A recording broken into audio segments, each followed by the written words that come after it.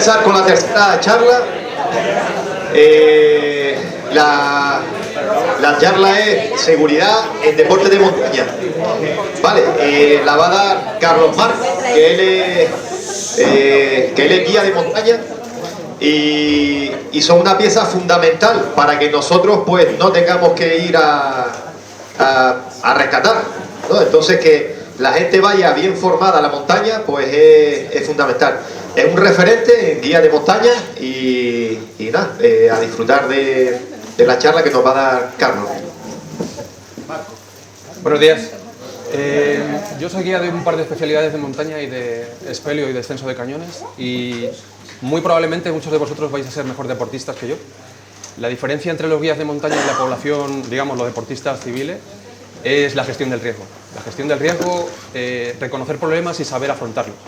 Entonces, a vosotros que tenéis esta profesión, todo esto os va a sonar, lo vais a saber, va a ser simplemente un recordatorio. Lo que voy a ir haciendo está mucho más orientada como a media montaña, pero se puede aplicar a cualquier actividad de montaña. Y lo que voy a ir haciendo es dando ejemplos de situaciones, incluso de accidentes o de zonas que conozcáis, y si conocéis algo más podéis aportar. Va a haber un momento que vamos a hablar de tema de autorrescate y de rescate y seguro que vais a saber más que yo y vais a poder aportarme. Bueno, entonces, la seguridad es aquellos mecanismos que introducimos para afrontar cualquier actividad y que no haya peligro. En todo, en la conducción, en ir por la calle, en cualquier cosa. En montaña, ¿cuándo se va a producir una situación completamente segura? Nunca. En montaña la única situación completamente segura, 100% segura, es cuando se renuncia a la actividad. No podemos gestionar el riesgo al 0%, nunca. Siempre va a haber un riesgo residual, ¿vale? Entonces es lo que tenemos que tener claro. Si os tenéis que quedar con alguna frase de hoy, va a ser la seguridad absoluta en montaña no existe y en montaña no existe ni el nunca ni el siempre. Va a haber condicionantes, va a haber factores que nos van a hacer decidir que una maniobra que utilizamos siempre no va a valer para ese día. Entonces, cuando hablamos de seguridad, podemos hablar de seguridad activa y de seguridad pasiva. La pasiva simplemente es utilizar un buen material o un buen equipo. En montaña se dice, distinguimos entre equipo y material como equipo, aquello que llevamos que nos va a aislar del medio, o sea, la ropa. Y material, aquello que nos va a ayudar a la progresión. Simplemente llevando buen equipo y buen material ya estamos ejerciendo una seguridad pasiva. Incluso solamente con nuestra presencia, cuando llevamos amigos o clientes, va a proporcionar cierta seguridad, ¿no? El que nos vean ahí, que saben que nosotros hemos hecho, yo qué sé, un paso de destrepe y que se puede hacer. Imitan los movimientos, eso es una seguridad pasiva. La seguridad activa será cuando tengamos que intervenir ya físicamente o simplemente con indicaciones, ¿no? Asociado a seguridad siempre va a estar el peligro. El peligro es la consecuencia a que no haya seguridad, o sea, que se produzca un daño. Pero en montaña vamos a distinguir también entre riesgo y peligro. El riesgo es la probabilidad de que se produzca un daño, un incidente o un accidente. Decimos incidente cuando tenemos alguna maniobra errónea, pero no se ha producido un accidente que tengamos que intervenir porque ya haya un herido. Véase, por ejemplo, alguien que se queda bloqueado en un rappel, ¿no? Hacer una maniobra de autosocorro para poder evitar que ese incidente se convierta en un accidente. O sea, mantenerle colgado el menos tiempo posible para que no haya síndrome del arnés o para que no haya ahogamiento. Si ese riesgo ya se eleva tanto que la proximidad del daño es prácticamente inevitable, hablamos de peligro. Entonces, ¿qué podemos gestionar nosotros? Pues nosotros podemos gestionar el riesgo, podemos evitar o podemos minimizar para que no se produzca eso, el incidente o el daño o el accidente. Y hablando de tipos de riesgo, existen dos tipos. El que no tiene que ver con nosotros, o sea, los objetivos, los que tienen que ver básicamente con el medio, que hablaremos un poco más tarde, y los subjetivos, los que tienen que ver con la persona, ¿no? Como digo, nosotros podemos gestionar el riesgo.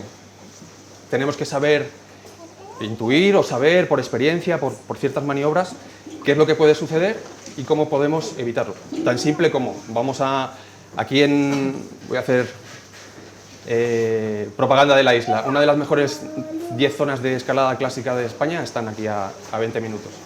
Por la composición de la roca de la isla, toda roca volcánica, costras de piedra, a nadie que conozca la isla se va a ir a practicar escalada clásica aquí sin casco.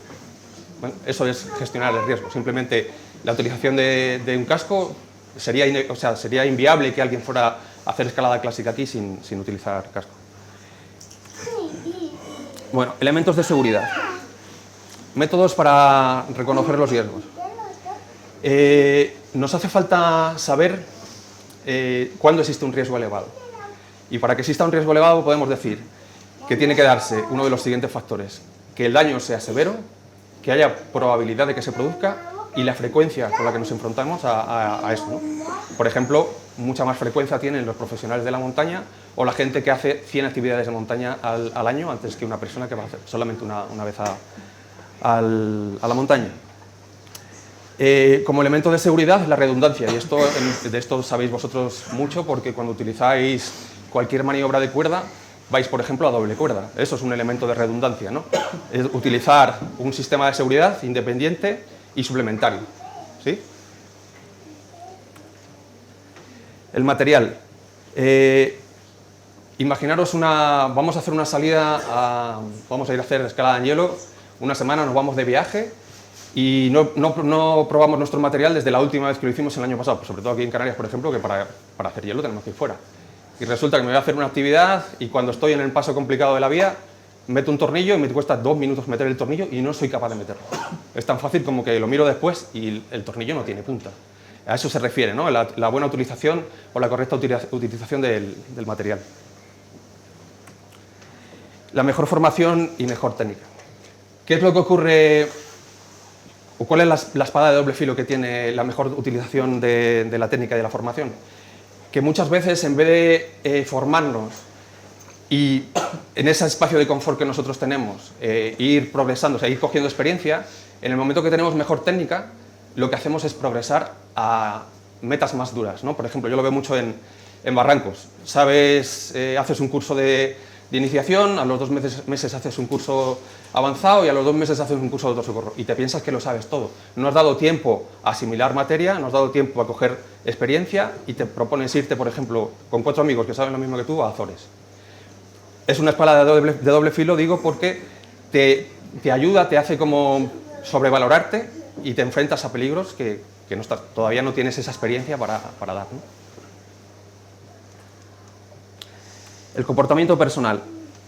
Cuando salimos a la montaña tenemos que ir de una manera preventiva y con precaución. Aquí, por ejemplo, pongo lo del escalador con casco. Cada vez se ve más en las escuelas de escalada deportiva que la gente usa cascos.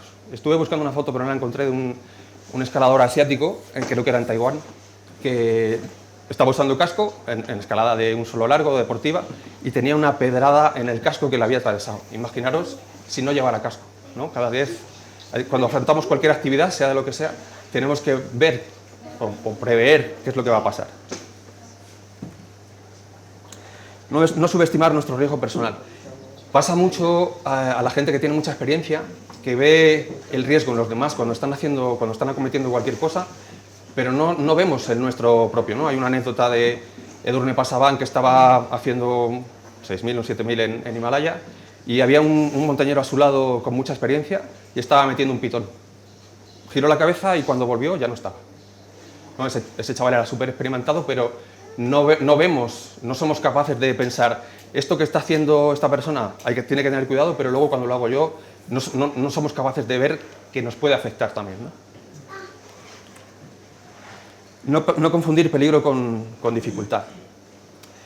Se refiere a, imaginaros, alguien que tiene un grado de escalada y va a un rocódromo y está haciendo vías muy difíciles, muy por encima de su grado.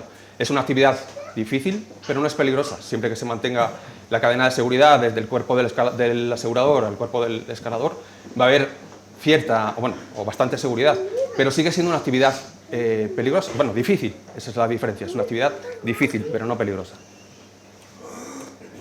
Y el factor suerte. No sé si alguno de vosotros hace espeleo, pero imaginaros Imaginaros Cueto Coventosa, por ejemplo. Cueto Coventosa. Bueno, un sistema de galerías que hay en Cantabria y hay algún pasamano fijo.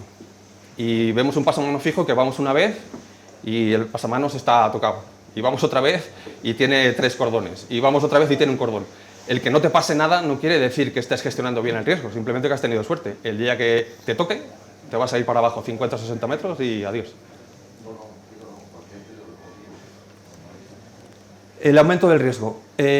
¿Cuándo aumenta el riesgo en las actividades de montaña? Por fuerza, por la duración. Cuando más tiempo nos exponemos a un riesgo, más probabilidad de que nos ocurra. Lo mismo, muchas salidas a la montaña, exposiciones largas, profesionales de la montaña. Diferentes peligros al mismo tiempo. Imaginaros que vamos a hacer una vía de escalada y han dado agua, pero aún así nos arriesgamos, pero es que aparte se mete tormenta eléctrica, aparte hay caída de piedras, o sea, estamos echando muchas papeletas para que nos toque.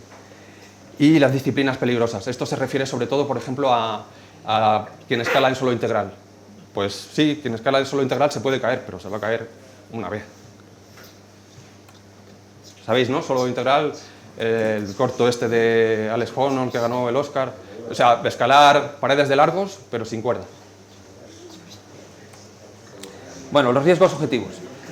Decimos que son aquellos de los que no tenemos control. O sea, sobre todo van a tener que ver con el medio, con la meteo.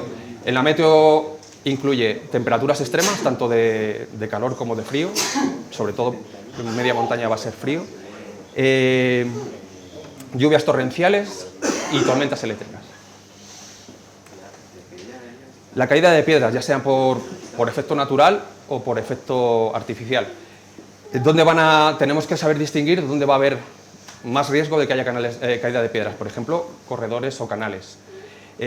Cuando los vientos aumentan, cuando ha habido, por ejemplo, fusión de nieve por encima de nosotros y la nieve que mantiene una cohesión sobre las piedras se ha fundido y empieza a caer. Eso se ve muchísimo tanto con piedras como caída de nieve o de hielo en alpinismo, ¿no?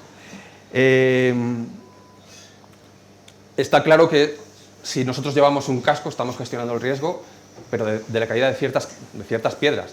A volúmenes grandes de bloques da igual que llevemos un casco que no. Sobre el tema de caída de piedras, se os ocurre, por ejemplo, el desplazamiento de terreno. Alguien que va a hacer una salida de esquí de travesía y va a una pala sur en abril, que una semana antes ha habido lluvias, luego ha habido enfriamiento y ese día que salimos, con un riesgo de aludes 4/5, está la temperatura sobre 12 grados. Si vamos a hacer esa pala, ¿qué es lo normal? ¿Que vayan todos a la vez o que vayan de uno en uno? Y si ahora, en vez de hacer este supuesto, estamos en una pedrera y lo que tenemos que hacer es subir haciendo zigzag, ¿qué es lo normal? ¿Que nos separemos mucho o que nos acerquemos? Justo. Cuando vamos a hacer travesías en pedreras o en pedregales, decimos que lo normal es que no haya mucha distancia entre personas para que las piedras no cojan, estoy hablando de piedras, no estoy hablando de bloques, para que no cojan velocidad, no nos hagan daño. Y cuando vamos a hacer los giros, pues a lo mejor nos separamos para que no esté alguien por encima de nosotros.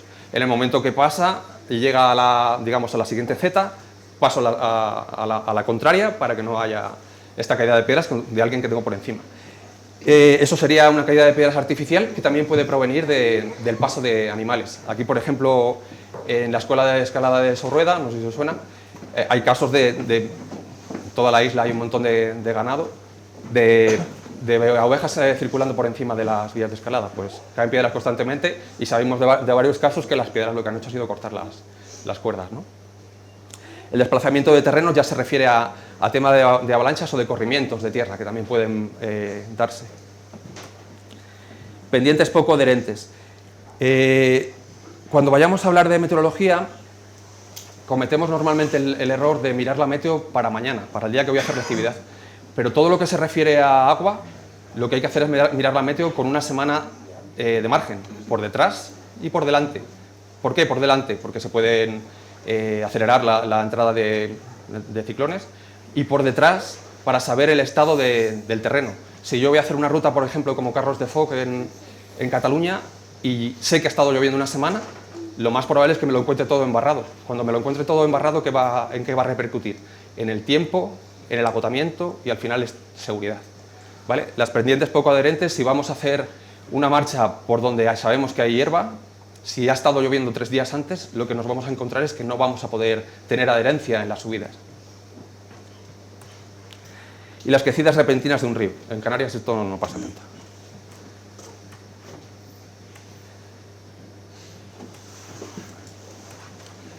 Los riesgos subjetivos.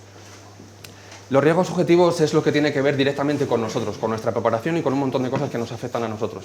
Por eso digo el tema de personal. Cada persona tiene que saber conocerse, nadie nos va a conocer mejor que nosotros y vamos a gestionar nuestras propias limitaciones. Yo tengo un fallo enorme, que quien va conmigo a hacer viajes sabe, yo digo que vamos a media pensión, desayuno y cena. Yo sé que yo me conozco y yo sé que hasta 8 o 10 horas sin comer puedo estar. Eso es un fallo gravísimo.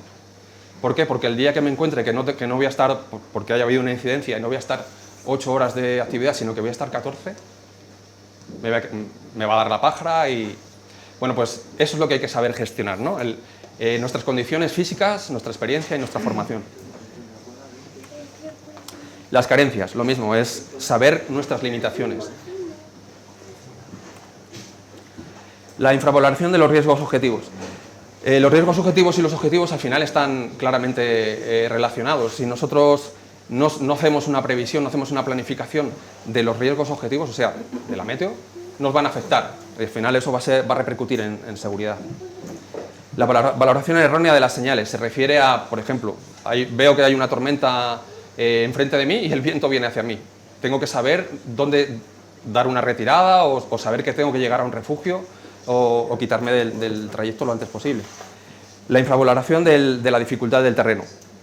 Esto nos pasa mucho cuando no tenemos una información adecuada de lo que voy a cometer, ¿no? De esto que os hablaba antes, por ejemplo, de Carros de Foc. Me parece que son 6.500 de desnivel positivo. No sé si alguno lo habéis hecho en Cataluña. Si no me equivoco, son 6.000. De 4 o 5 días de duración. Imaginaros acometer una actividad así veniendo de una lesión de un esguince, por ejemplo. O sea, es inviable. Una mala planificación que tiene que ver con todo esto. La sobrevaloración de la condición física, igual, lo mismo. Equipo o material inadecuado. Lo que os decía antes de no revisar nuestro material cuando vamos a acometer una actividad y no hacer un buen uso de nuestro equipo. Aquello de la teoría de las 3 capas de la ropa. En media montaña e incluso en alta montaña hacemos aquello que se llama reajuste térmico, ¿no? Empezamos a hacer la actividad, empezamos a caminar y a los 15 minutos, lo normal es que todo el mundo esté sudando porque empiezas con mucho abrigo y llega un momento que no nos conviene ponernos a sudar, hacer una actividad de media montaña, alta montaña, porque al final nos vamos a empapar y vamos a coger frío. Entonces, esa parada de reajuste térmico, que se hace sobre todo con clientes, es para meter ropa en la mochila y empezar a caminar otra vez con menos ropa, ¿no? Mala gestión del avituallamiento o hidratación, justo lo que os decía antes de... Piti no está por aquí, ¿no, Isma? Sí. Yo soy muy malo en esto de la gestión del avituallamiento, por eso me llevo a Piti, que es un obseso de la comida y de la bebida, y cada 2 horas me dice, hay que comer, hay que beber. Pues si vas a salir con más peso de la actividad que el que te entré. Desconocimiento de las particularidades del medio. Esto justo que os decía antes de... He previsto una marcha, pero no he hecho una buena planificación mirando la meteo anterior. Y llego a un sitio en el que está embarrado y la progresión se hace eterna. Al final la gente se agota, al estar más tiempo también consumimos agua, también consumimos bebida, se nos hace de noche, ya cuando está oscureciendo a la gente le entra, ¿no?, el coco de, hostia, ¿qué va a pasar si no voy a llegar? En Espelio eso no pasa, porque todo es de noche y es como que te acostumbras, lo único que hay que hacer es... Pero sí que es verdad que en el medio abierto, el no llegar al refugio a tiempo nos limita un montón, sobre todo psicológicamente. Y la pérdida de la orientación, que viene a ser lo mismo. ¿Habéis visto que había antes gente de Málaga por aquí? ¿Sí? ¿Conocéis Marbella, la subida a la Concha? Hay una ruta allí súper famosa, súper turística. Y hay los mayores, o sea, el mayor número de pérdidas que hay es en esa zona, porque cuando entra niebla o cuando la gente se le pasa el horario, hay una zona del camino en la que es todo piedra y no está tan marcado el sendero. Y si entra niebla ya ni te cuento. Entonces la gente lo que hace es que en vez de tirar hacia Ojén, que está el coche, tira hacia Stan. Y hay unos cortados del copón. Entonces todos los rescates, bueno, la mayoría de los rescates que se producen allí, es por esa historia. Las alteraciones fisiológicas y lesiones. No tenemos siempre la misma forma, no todos tenemos, o sea, todos los días estamos al mismo nivel. Entonces, si alguien vaya, por ejemplo, saliendo de una lesión reciente o simplemente ha pasado mala noche, eso nos va a afectar en nuestra marcha y nos va a afectar a todo el grupo, ¿no? Esto es un ejemplo.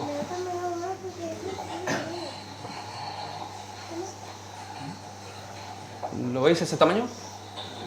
Es un escalador en el glaciar de, bueno, un montañero en el glaciar de Laneto, en pantalones cortos, sin abrigo, sin crampones, sin casco. Lleva un piolet de travesía que, bueno, por ahí él pensaría, con esto lo arreglo todo.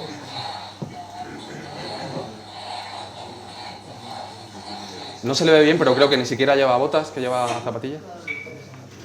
La culpa de esto la tiene el Kilian Jornet, que se pone a correr con zapatillas de tacos y con pantalones cortos y nos pensamos que todos somos como él.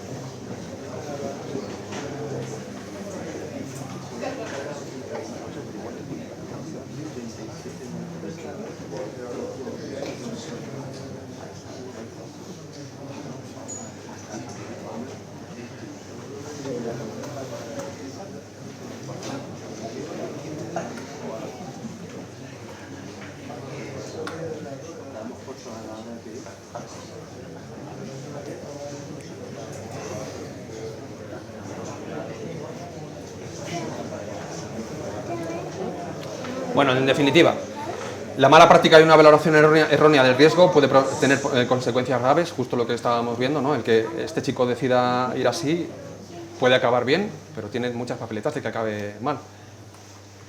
Y una situación aceptada como de cierto riesgo puede ser peligrosa y provocar un accidente. Muchos accidentes se pueden evitar con prevención, o sea, justo lo que estamos hablando.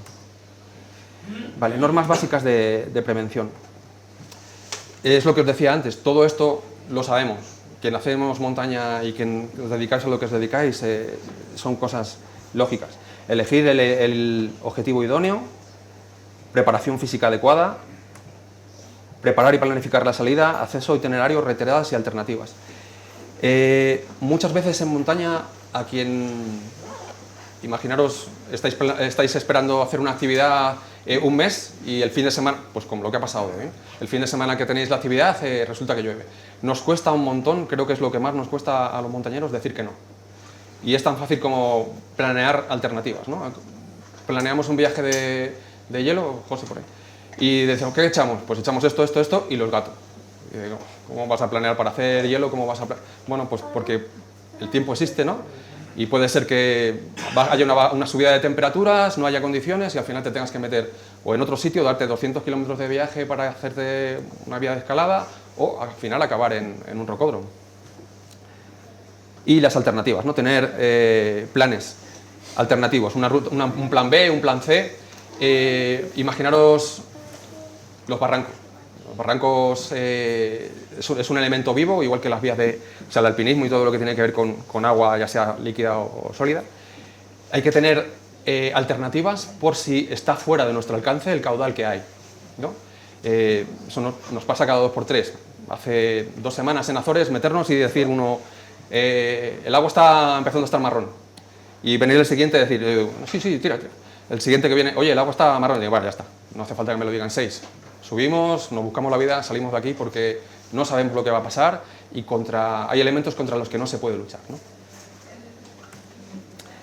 Informarse de la meteo y de las condiciones de la montaña, lo que os decía antes, como norma básica de prevención, pero la meteo no solo es la del día de la actividad, sino prever lo que ha podido pasar en la montaña y lo que va a pasar. O sea, si esto pasa muchísimo, que hay previsiones, yo no sé cómo lo hacen los de la Fórmula 1, que te dicen la gota que va a caer, pero en las actividades, o sea, en las páginas que nosotros tenemos acceso, hay variaciones. Puede ser que no se dé el tiempo malo o puede ser que llueva más de lo esperado. Y en algunas actividades, incluso peor todavía, que vamos a hacer una actividad, por ejemplo, de barrancos y estamos pensando en el barranco que nosotros tenemos aquí, lo que estamos viendo en el cielo, pero no sabemos de dónde se nutre ese barranco. Ese barranco puede tener una cuenca a 2 kilómetros de distancia que tú no ves y que está cargando mucho y que cuando te vienes a dar cuenta el volumen, el caudal de agua ha subido muchísimo y tienes que salir de allí, pero por pies. Disponer del material adecuado, ¿no? Lo mismo que os decía antes de los tornillos de hielo, los crampones, los pialés, todo lo que hay que revisar antes de hacer una actividad, porque hace tiempo que no lo hacemos. Con todo el material textil, vosotros lo sabéis perfectamente, que caduca a su tiempo, lo que no se usa y está guardado en 10 años, pero lo que se usa hay que vigilar que no haya tenido caídas, que no haya tenido roces, tanto los arneses, las cintas, las cuerdas, todo, ¿no? Utilizar el equipo correctamente. A esto se refiere ya no el material, sino lo que es la ropa, ¿no? Esto de la teoría de las 3 capas, de no sudar demasiado, no pasar frío igualmente. Alimentación e hidratación correcta, que si veis, todo al final todo se repite. Bueno, antes de la salida, búsqueda de la información correcta. Con los medios que existen hoy en día, de la tecnología, ¿no? La era de la tecnología, podemos acceder a cosas que hace 30 o 40 años eran impensables. Blogs, webs, cámaras en estaciones de esquí, refugios a los que podemos llamar porque tienen teléfono satélite, casas de guías incluso, y lo que teníamos antiguamente, que no debemos de dejar, o sea, no debemos de olvidar, que son los mapas y los GPS, pero los GPS como una herramienta prioritaria, pero no única. Los GPS puede ser que se nos queden sin batería, que se mojen, y si no sabemos leer un mapa, estamos perdidos. Previsión meteorológica, valorar el nivel y adaptar la actividad. No solo de nosotros, sino de la gente que va con nosotros. A lo mejor tenemos que retirarnos porque estamos pensando que todos estamos al mismo nivel y resulta que llega un compañero y nos dice, mira, llevo 2 meses parado o tengo una lesión de tal, y resulta que no va a ser el objetivo que estamos pensando, no va a ser adecuado para él. Transmitir adecuadamente la información. Esto pasa muchísimo. Hemos ido a hacer barrancos y de repente me dice alguien, oye, pero hay que llevar neopreno. Estamos 14 meses esperando en Canarias que llueva y me vas a decir que vamos a hacer un barranco famosos de aquí y me preguntas ahora si hay que llevar barranco. Entonces me refiero a cuando vamos a planificar una salida, informar de qué vamos a hacer, ¿no? Ya no me refiero como guía, sino como grupo de amigos. Vamos a hacer esto y hay que llevar este material, ¿no? Vamos a hacer una actividad aquí en Canarias. Nosotros no tenemos tanta agua como tiene el resto de España o el resto de Europa, pero aquí en Canarias y lo que es toda la Macaronesia, ¿no? Estos sistemas que forman pues, el archipiélago de Azores, Madeira, las Islas Vírgenes, Canarias y Cabo Verde. Aquí está la mayor concentración de verticales de Europa. O sea, he visto que había vascos por aquí, ¿no? Vosotros tenéis el Nervión, pero nosotros tenemos 400 barrancos con más de 50 metros o 60 metros de rappel. Entonces, venir aquí a hacer una actividad de barrancos con cuerdas de 20 metros no puede ser. O sea, a eso me refiero en transmitir la información. Saber qué vamos a hacer y explicarlo correctamente para que todos tengamos el material y el equipo adecuado. Planificación del itinerario y los horarios. Cuando se está guiando hay una serie de herramientas y una de ellas es lo que se llama fichas de itinerario. En las fichas de itinerario te marca, vamos a hacer una salida que va a empezar a tal hora y vamos a hacer paradas cada 2 horas, el reajuste térmico de los 15 minutos, paradas para avituallar y para beber cada 2 horas. Vamos a hacer un paso de collado a tal altura y ahí habrá que ponerse abrigos si vamos a parar. Y en estas fichas de itinerarios son muy útiles porque lo que hacen es informar de la marcha que vamos a llevar, ¿no? Aquello que se dice del paso cliente, y te da unos márgenes de tiempos y lo que haces es trazar rumbos a puntos importantes, ¿no? Por ejemplo, de la salida al siguiente paso donde voy a hacer el reajuste térmico hay 15 minutos y voy a ir en este rumbo. Voy a tardar tanto tiempo porque hay tanto desnivel vertical y hay tanta distancia horizontal. Estas fichas son unas herramientas clave para cuando vas a llevar un grupo, tener un margen de tiempo en el que tienes que llegar, ¿no? Y a eso sumarle un tanto por ciento por si acaso hay alguna incidencia. Por ejemplo, incidencia me refiero al tema de las fotos hoy en día, ¿no? Que todo el mundo quiere hacerse fotos en todos lados. Pues le sumas unas horas y tienes que saber que si salgo a las 8 de la mañana, sobre las 4 de la tarde tendría que estar llegando al refugio y como mucho a las 5 de la tarde.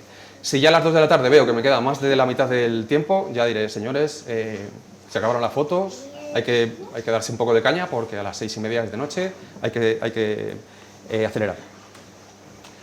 Programar los lugares de pernoctación, lo que os decía, ¿no? Esto está orientado mucho a la media montaña.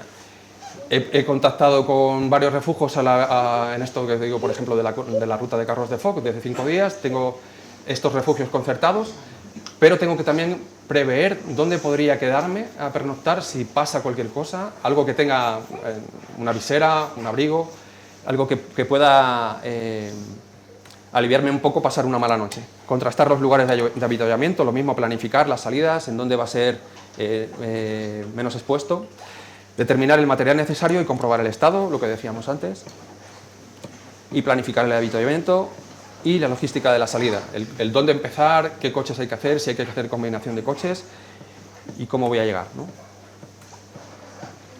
Durante la salida, gestión del riesgo. Se refiere a lo que os decía antes de minimizar el riesgo, pero ya en sitios concretos, ¿no? Yo sé que hay un sitio donde hay una caída de piedras, por ejemplo, ¿alguien ha hecho el Mont Blanc por la normal? ¿Sí? El paso de la Bolera. El paso de la Bolera, si no me equivoco, es el punto de mayor mortalidad de Europa, ¿no? Pasado el refugio de... ¿cómo se llama? Vale, es un paso... Bueno, es un canal, un corredor, que incluso está equipado con 2 cables de acero para anclarte. Y le llaman el paso de la Bolera porque los bolos somos nosotros pasando y las piedras son... Entonces, ir a ese sitio cuando ves que está cayendo piedras o bloques y aún así atreverte a pasar es una mala gestión del riesgo, ¿no? Si vemos en cualquier otra actividad, en un barranco, yo sé de un sitio donde hay un destrepe delicado, una de dos, o lo equipo antes o hago una ayuda activa, ya sea por debajo o por encima, para que la gente no sufra el paso, ¿no? El control del ritmo, fundamental. Esto que os decía de las fichas de itinerario. Gestión de horarios y paradas, que todo viene dado con lo mismo. El avituallamiento, condiciones meteorológicas durante la salida. Seguimiento del itinerario, siempre la opción más segura y más fácil. El control del grupo. Esto es verdad que está orientado a los guías de montaña, pero también lo podemos aplicar a nosotros. Nosotros debemos de conocer con la gente con la que salimos en qué fallan, en dónde apoyarlos y el uso del material. Siempre va a haber alguien que despunta y siempre va a haber alguien que va a remolque. Pues lo normal cuando se hace una salida de montaña es que esas 2 personas estén juntas para que el más fuerte ayude al más débil, ¿no? Actuación ante peligros potenciales. Pongo la foto de una crecida en un barranco. Como ejemplo, no sé si sabéis del accidente que ocurrió hace 4 años, puede ser en Ticino, 4 chicos vascos. ¿No sabéis? Eran, bueno, chicos muy famosos, muy potentes. Uno de ellos fotógrafo de redes sociales, daba cursos de fotografía para barrancos y 3 tíos más muy potentes.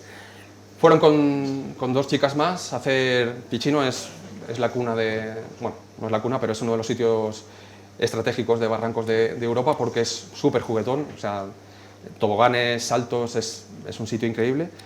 Pero en Alpes y en Pirineos, en agosto, hay tormentas por la tarde.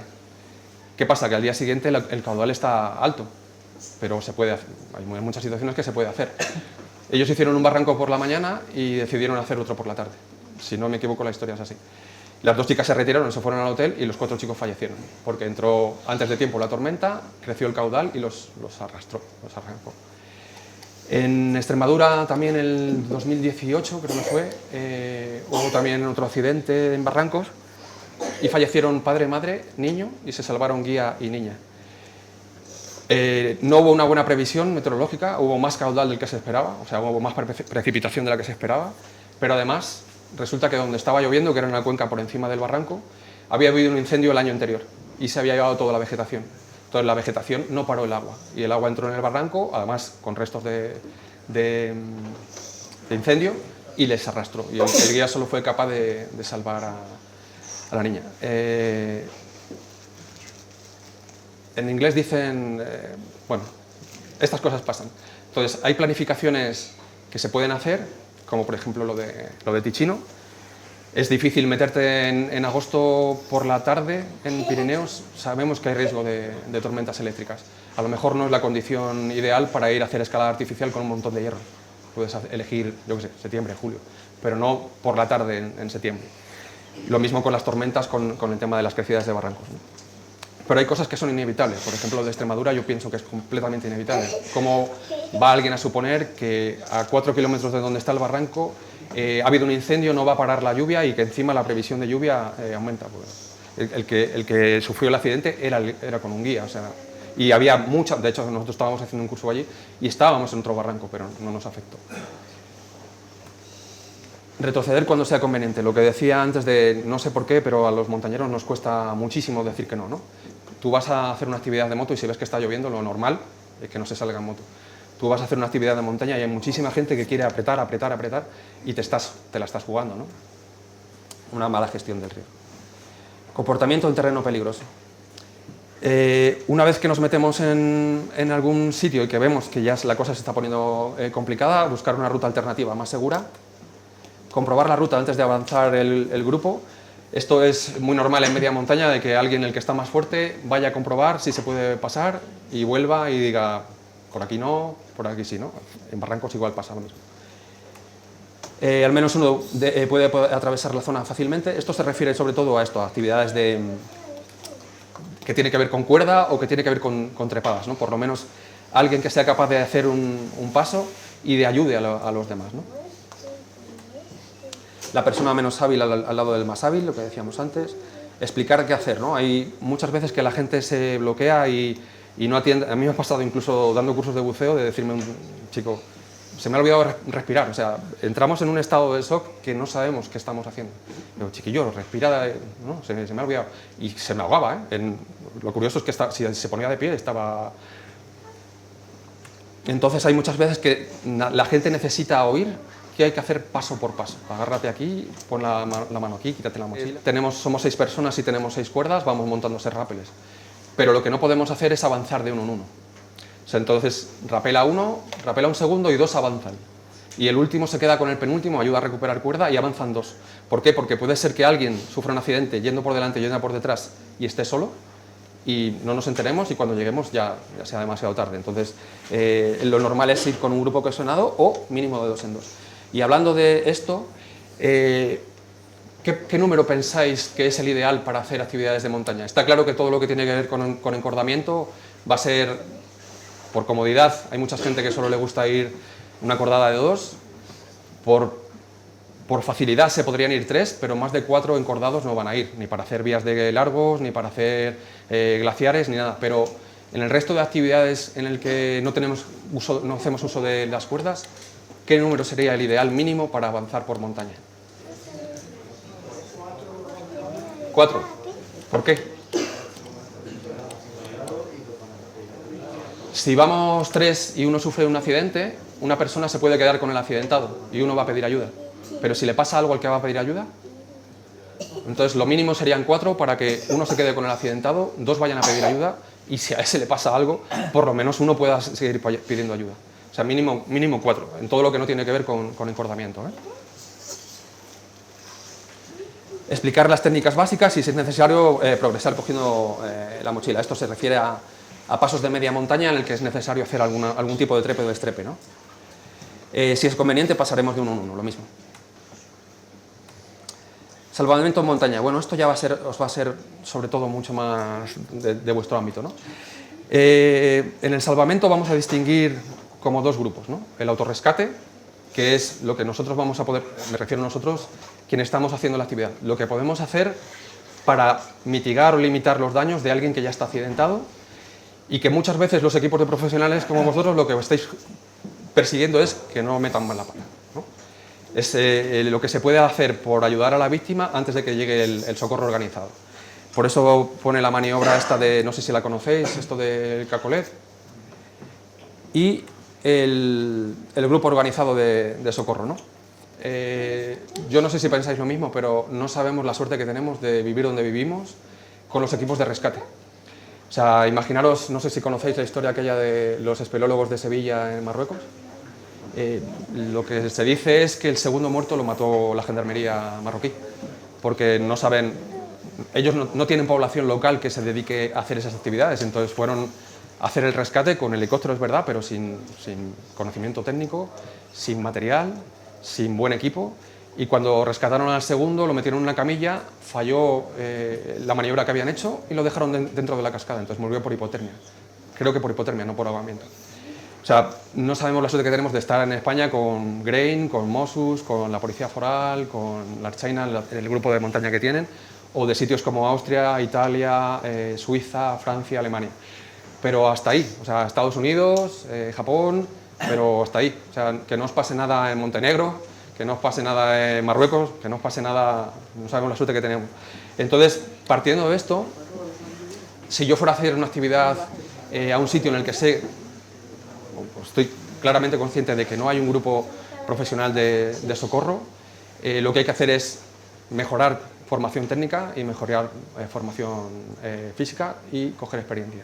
Porque básicamente el socorro que vamos a tener va a ser el nuestro.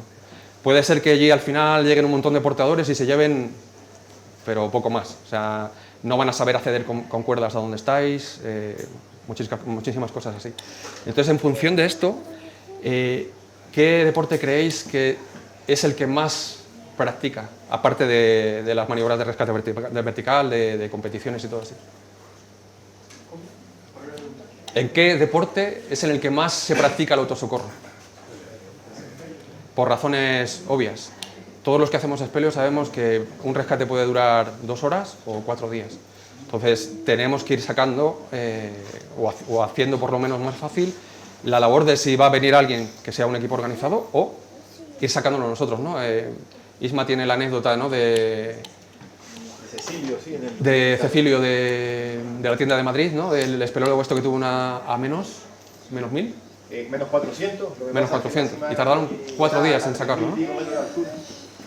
¿Quién fue a sacarlo al final? Profesionales, o sea, gente experta de España. No hay sitios en los que no puedes, es así, no puedes confiar en que te vaya a rescatar alguien que de verdad tenga conocimientos de ese país. Y eso es parte de nuestro riesgo, y por eso en espeleo se practica mucho más el autosocorro que en ninguna otra actividad, porque sacar a alguien de una cueva es muchísimo más tedioso que sacar a alguien de un barranco o de una pala o de cualquier otro sitio. Protocolo en caso de accidente. Esto también os va a sonar muchísimo, ¿no? Proteger, avisar y socorrer. También decían que ahora había una cuarta letra, ¿no? Como PASE, que la E sería por examinar o... ¿Cómo? Todos sabemos cómo funciona. ¿Sí?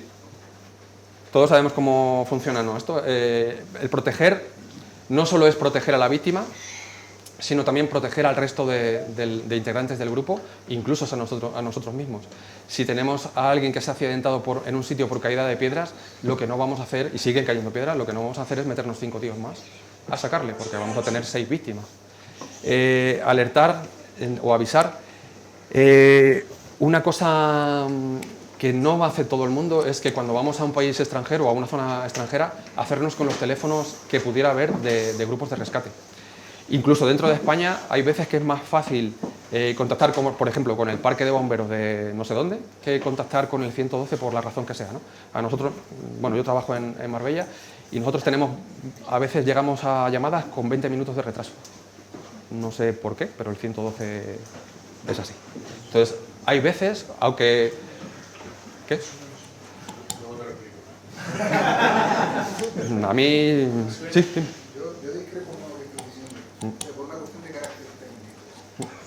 La cobertura de telefonía móvil. Sí. La cobertura de telefonía móvil que tú tienes, normal, puede ser llamada directamente, depende exclusivamente de tu operador. Sí. Sin embargo, con 112, la cobertura que tienes es la suma de todos los Con que haya llamada de emergencia, te coge. Efectivamente. Entonces, si estás planteando que llames a un teléfono, No.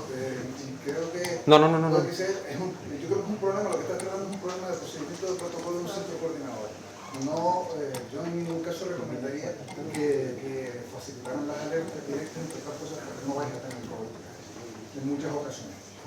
No. De hecho, eso es una cuestión, es una directiva europea que va buscando precisamente la seguridad de todos los ciudadanos igualados con independencia de la compañía que tú seas capaz de pagar. O sea, ahí sí somos todos iguales. Y ahora, si me permite solo una cuestión más, hace aproximadamente unos 9 meses se incorporó un sistema que ya se estaba desarrollando, bueno, ya en otros países en Europa, pues se adelantaron a España, también por una cuestión de una directiva europea, que hace que las llamadas de teléfono, cuando se respondan al 112, faciliten las coordenadas de tu posición, con independencia de que tengas el GPS conectado.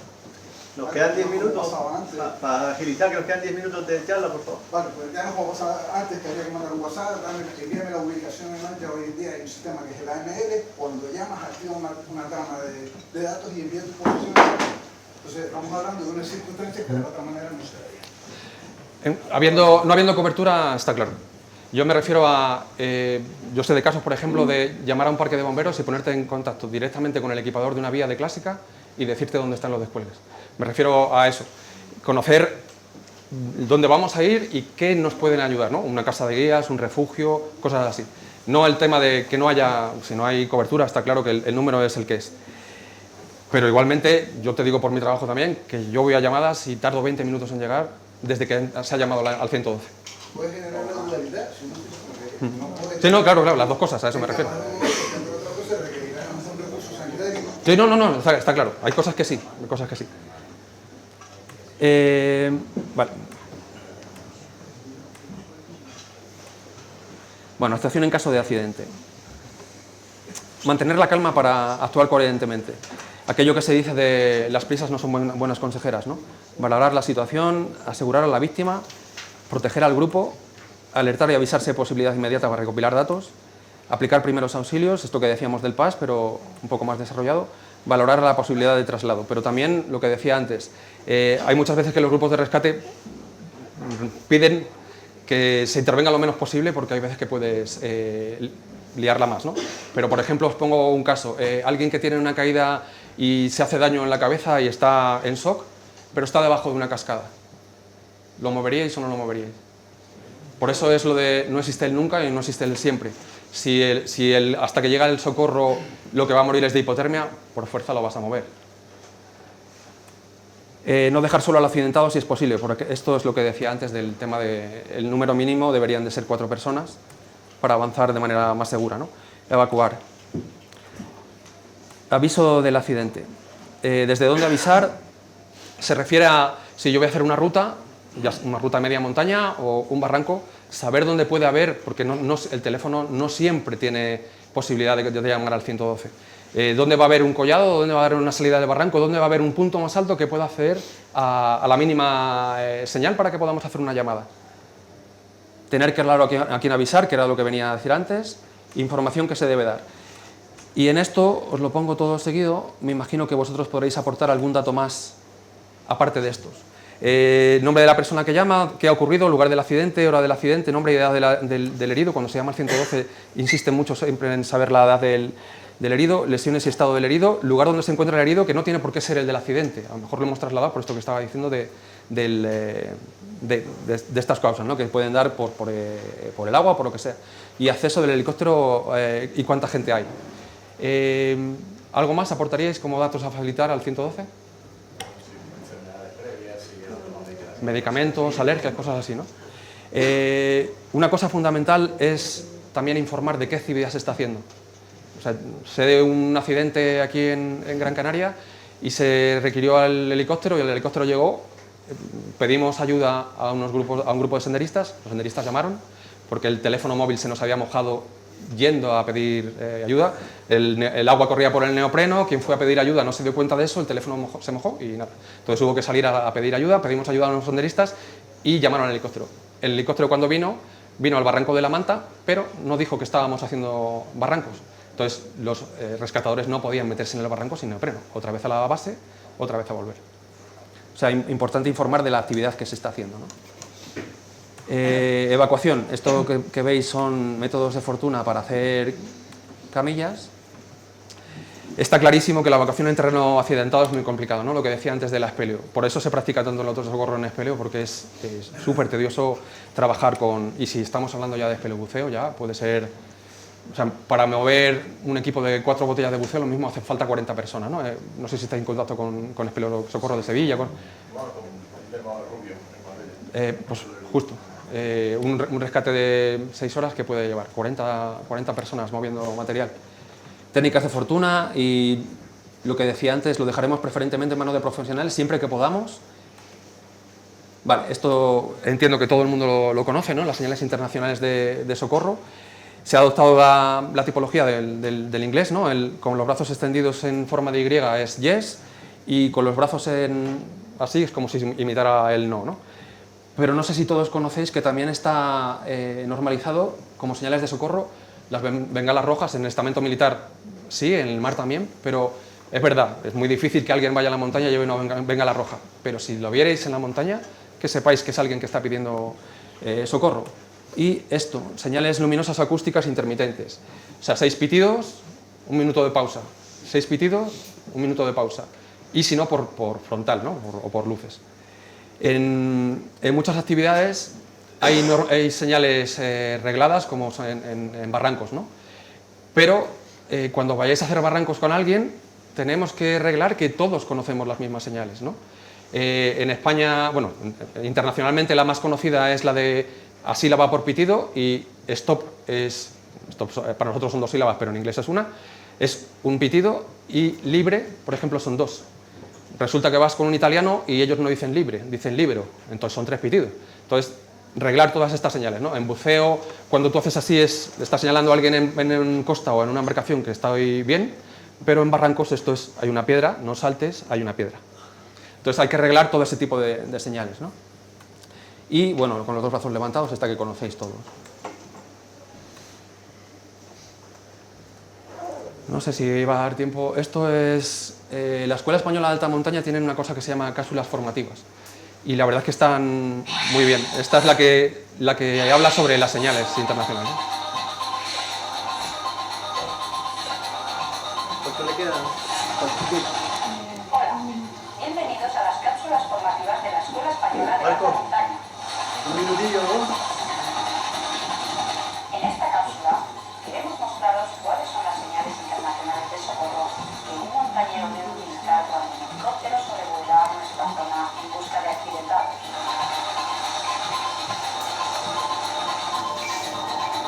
Si en alguna de nuestra actividad nos encontramos en el helicóptero de la montaña y por algún motivo se acerca a nosotros, puede ser que hayamos tenido un aviso de socorro, por tanto seamos las personas que requiramos de su ayuda y por tanto tenemos que hacer una señal convenida de yes o la Y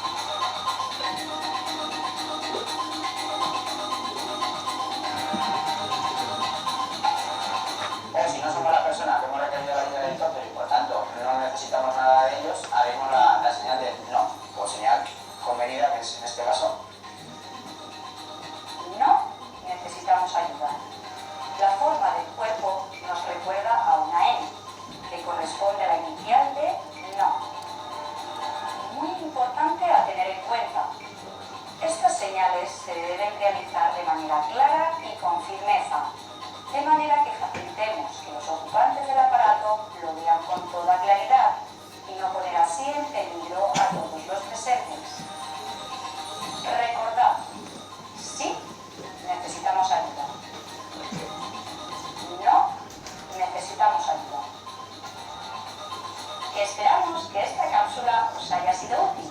Os animamos a conocer más aspectos de nuestros deportes de montaña. Bueno, rápidamente ya para terminar sobre el tema del helicóptero.